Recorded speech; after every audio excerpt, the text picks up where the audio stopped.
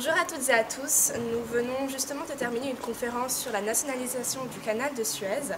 Alors maintenant, nous avons une personnalité juste à côté de moi, donc je vais vous demander simplement, pour commencer, de vous présenter, de m'expliquer un peu ce que vous faites dans la vie et quel est votre lien avec le canal de Suez.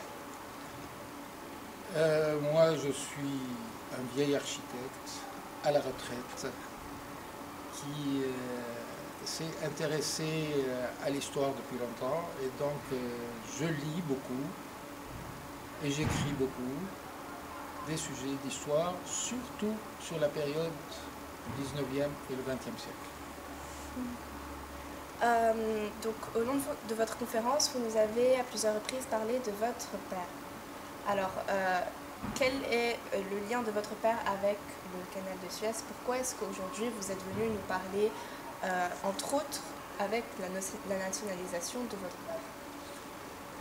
Parce que c'est la personne égyptienne qui a le plus travaillé sur le sujet de la nationalisation, bien avant Nasser, et il fallait expliquer quel est le contexte historique qui l'a poussé à s'intéresser à la nationalisation du canal, et comment il l'a fait, et pourquoi il l'a fait. Et comme j'ai dit, c'est un sujet qui a intéressé toute la classe politique égyptienne depuis la venue des Anglais en Égypte en 1882. Donc, comme ils sont venus pour le canal de Suez et par le canal de Suez, il fallait que j'explique pourquoi la classe politique s'est battue pour l'indépendance de l'Égypte et la récupération du canal de Suez. Deux choses totalement liées ensemble. Et lui, en tant que juriste, il a eu son rôle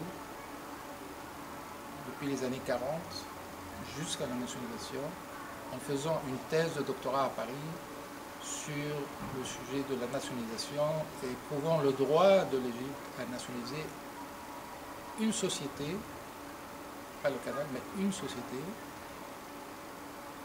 de droit égyptien, société anonyme égyptienne, et donc nationalisable, et non pas, comme on essaie de nous faire croire, une société internationale. D'accord. Et selon vous, la nationalisation du canal, quel impact a-t-il eu sur la société même égyptienne?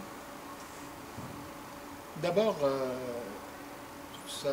une fois qu'on a dédommagé les porteurs d'actions, parce que c'est la différence entre nationalisation et séquestration, c'est quand on nationalise, on dédommage les porteurs d'actions. Alors que séquestration, on prend et on ne dédommage personne. Et là, ça a été une nationalisation, donc tous ont été dédommagés et l'argent qui commençait à rentrer des revenus du canal ont servi, entre autres, à la construction du haut barrage d'Assois et à tout le plan d'industrialisation lourde, qu'on soit pour ou contre, mais ça a servi à ça, à créer des grosses industries comme le fer et l'acier et autres, et les grandes cimenteries. Tout ça, ça a été de l'argent qui sont rentrés en Égypte à partir du moment où l'Égypte a récupéré le canal de Suez. Merci beaucoup en tout cas d'avoir répondu à nos questions. Merci pour la jolie conférence que vous venez de donner. Merci à vous. Merci.